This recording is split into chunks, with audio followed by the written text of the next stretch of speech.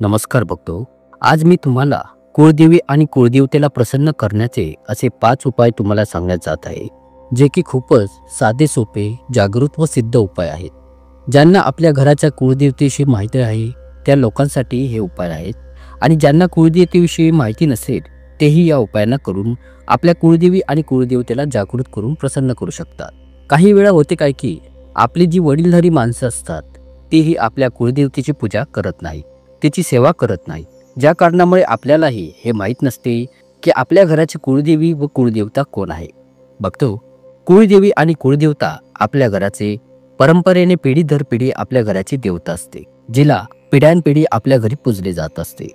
जेव्हा आपण त्यांचे नाव घेण्यास विसरून जातो, त्यांची सेवा पूजा अर्चा करण्यास, त्यांना भोग दाखवण्यास विसरून जातो, जेव्हा आपण त्यांच्या सिद्धस्थानी जाण्याचे विसरून जातो, तेव्हा ते क्रोधित होतात, आपल्यावर कोपले जातात, ज्याने ते आपल्या घरातून निघून जातात आणि मग त्यामुळे आपल्या घरावर त्यांचा वास राहत नाही, त्यांची कृपा होत नाही. या कारणामुळे होते काय की आपल्या घराची सुरक्षा कवच भंग पावते, जे की आपल्या घराच्या मुख्य दरवाजाच्या चौकटीत वसलेले असते, ते तुटले जाते, जे की आपल्या घराच्या कुळदेवीचे वा घरवर देवतेचे स्थान असते. आणि जेव्हा पण कोणती नकारात्मक शक्ती आपल्या घरामध्ये प्रवेश करते किंवा मग दारिद्र्यता आपल्या घरामध्ये प्रवेश करते, अनेक आजारपण आपल्या घरात प्रवेश करतात, तेव्हा या अगदी बिना रोकटोकपणे आपल्या घरात घुसून जातात. तर बघतो, काहीशी अशाच प्रकारचे होते, जसे की कोणाच्या घराच्या चौकटीत जर रोखण्यासाठी कोणता दरवाजाच किंवा बंधनच नसेल तर कोणीही आपल्या घरात ये जा करू शकतो. अशाच प्रकारचे हे असते. तर जेव्हा घराची कुळदेवता नाराज होते, जेव्हा तिचे वास्तव्य आपल्या घरात राहत नाही, त्यावेळी ह्या गोष्टी घडत असतात.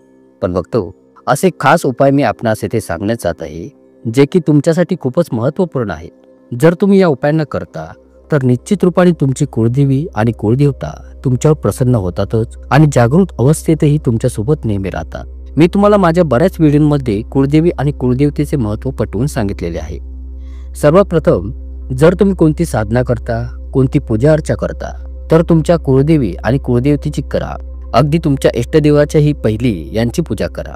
कारण बघतो, जर हे प्रसन्न झाले तर इतर देवता किंवा मग तुमची जी इष्टदेवता जी आहे ती स्वतः प्रसन्न होईल तुमच्या अगदी थोड्याशा पूजेने. दुसरी गोष्ट ही की कुळदेवी आणि कुळदेवतेच्या साधनेसाठी, पूजेसाठी कोणत्याही गुरुची आवश्यकता नाही आणि नाही कोणत्या सुरक्षा चक्राची आवश्यकता असते. फक्त थोड्याशा पूजेने तुमची जी कुळदेवता असते ती प्रसन्न होऊन जाते आणि तुमचा पुढे येणारा जो मार्ग आहे तो तुम्हाला दाखवण्यास, तुमच्यासाठी मार्ग मोकळा करण्यास सुरुवात करते. जसे की तुमच्या घरात बरकत येणे, आजारांना पळवून लावणे, घरात सुख शांती राहणे, पती पत्नींमधील आपापसातील प्रेम वाढवणे, घरात एकतेचे वातावरण निर्माण करणे, त्याचबरोबर घरातील सदस्यांकडून योग्य व अचूक निर्णय घेतले जाणे, हे सर्व कार्य जे आहे ते आपल्या कुळदेवी आणि कुळदेवतेच्या कृपेनेच होत असतात. तर तुम्हाला इथे मी सांगू इच्छित आहे की ते असे कोणते सोपे 5 उपाय आहेत, तर यात लक्ष देऊ नका, माहिती फारच सुंदर आहे. सर्वात पहिला उपाय आहे, त्यास तुम्ही ध्यान देऊ नका. बघतो, जेव्हा पण तुम्ही घरात चपाती भाकरी बनवता तर त्यातील सर्वात पहिली जी बनते ती कुळदेवतेच्या नावाने नक्कीच बाजूला करा. जर तुमच्या घरामध्ये कुळदेवी आणि कुळदेवता दोन्ही आहे तर पहिल्या 2 चपात्या तुम्ही नक्कीच त्यांच्या नावाने काढाव्यात. एक कुळदेवतेच्या नावाने आणि दुसरी कुळदेवाच्या नावाने, आणि त्यावर अगदी थोडासा गुळाचा एक छोटासा तुकडा त्यावर तुम्ही ठेवून द्यायचा आहे आणि आपल्या हातामध्ये घेऊन आपल्या कुळदेवतेचे स्मरण करा. आणि तुम्हाला जर तुमची कुळदेवता माहीत नसेल तर तुम्हाला हे बोलायचे आहे की हे माझ्या घराची कुळदेवी, कुळदेवता, तुम्ही जे पण आहात, मी तर अज्ञानरूपी बाळ आहे, मला तुमच्याविषयी माहीत नाहीये. ही पहिली चपाती तुमच्या नावाची आहे, कृपया या स्वीकार करा आणि प्रसन्न व्हा. आणि मग ही जी चपाती तुम्ही काढाल तिला एक साफसुथऱ्या स्थानी ठेवा किंवा मग घराच्या मंदिराच्या बाजूला ठेवा, पण स्वच्छ ठिकाणी ठेवायची आहे. आणि मग त्या चपातीस थोडा वेळ तिथे ठेवल्याच्या नंतर, म्हणजे अर्धा 1 तासाच्या नंतर, कोणत्याही गायीला त्या चपातीला तुम्ही भरवायचे आहे. हा झाला पहिला उपाय. हा तुम्ही पहिला उपाय नक्कीच करायचा आहे. पुढील उपाय हा आहे की जेव्हा पण तुमचा पगार येईल, कोणती मिळकत घरात येईल, मग जे पण तुम्ही कमीत असाल, यामध्ये तुमचे स्वतःचे कोणते व्यवसाय धंद्याचे काम असेल, तुम्ही कोणती नोकरी करत असाल, असे कोणतेही काम तुम्ही करत असाल, तर जे पैसे येतात तुमच्या हातात त्यापैकी काही हिस्सा जो आहे तो अवश्य न चुकता तुमच्या कुळदेवतेच्या नावाने तुम्हाला बाजूला काढला पाहिजे.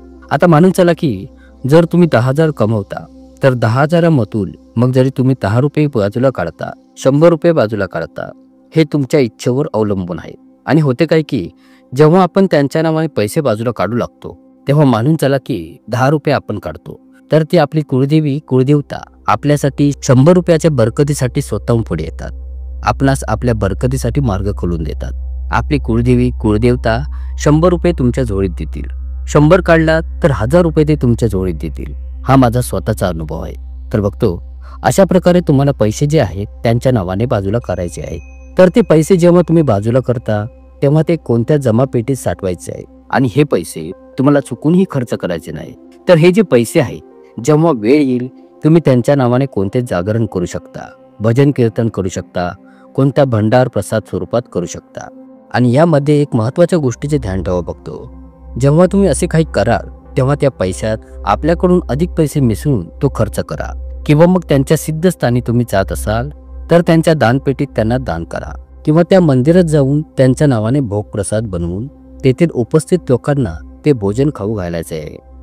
बघतो तिसरा उपाय हा आहे की कुळदेवी आणि कुळदेवतेच्या सिद्धस्थानी जाऊन तुम्हाला तेथे आपले डोके टेकून नतमस्तक व्हायचे आहे आणि त्यांची जी पूजा अर्चा सेवा आहे ती तुम्हाला अगदी मन लावून करायची आहे.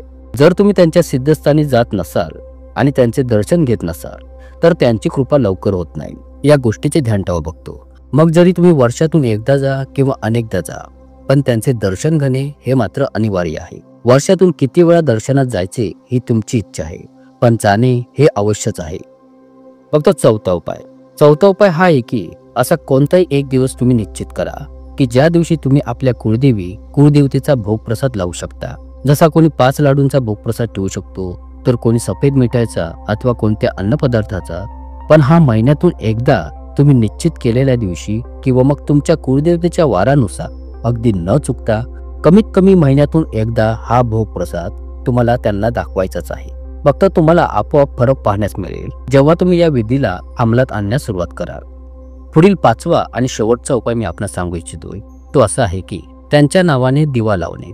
बघतो त्यांच्या नावाने दिवा लावताना जर तुम्ही तुमच्या घराच्या मुख्य दरवाजाच्या चौकटीच्या वरच्या बाजू जर अशी कोणती जागा तुम्ही बनवली असेल जेथे की तुम्ही तो दिवा ठेवू शकत असाल, काही लोक तर बनवतात अशा गोष्टी, किंवा मग काही असा काचेचा बॉक्स किंवा मातीचे लटकणारे कोणते कोरीव नक्षीदार भांडे तुमच्या घराच्या चौकटीच्या बाहेरील उजव्या बाजूस लटकवलेले असेल तर तुम्ही तेथे त्यांच्या नावाने पेटवलेला दिवा ठेवू शकता.